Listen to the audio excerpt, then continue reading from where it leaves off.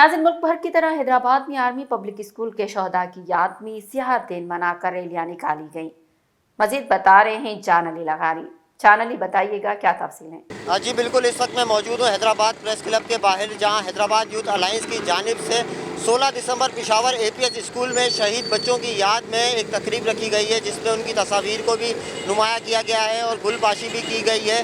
दहशत गर्दों की जानिब से एक बुज़दिलाना कार्रवाई की गई थी, जिसमें हमारे बच्चों को उन्होंने शहीद किया गया था। वहाँ स्कूल में मौजूद असातिज़ा को शहीद किया गया था। उसके बाद हमारी पाक फ़ौज की जानिब से और हमारे बच्चों ने उनका एक मौसर जवाब दिया था।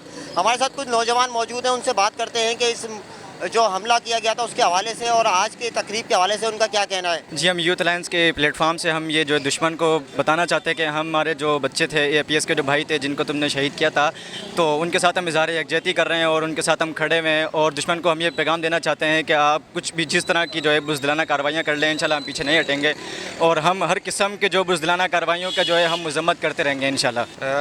हैदराबाद यूथ अलायंस की तरफ से हमने ये आज तस्वीरी नुमाइश लगाई है। इसका मकसद ये है कि हम पेशावर में जो मासूम बच्चों का खून बहाया गया, हम उसकी भरपूर मजम्मत करते हैं और दुश्मन को ये पैगाम देना चाहते हैं कि तुम जितना भी हमारे बच्चों को मार कर हम जितना भी हमें दबाने की कोशिश करोगे, जितना भी हमारे अज़म को ख़त्म करने की कोशिश करोगे, हमारा अज़म इससे और बढ़ेगा और हम इससे और मजबूत होंगे।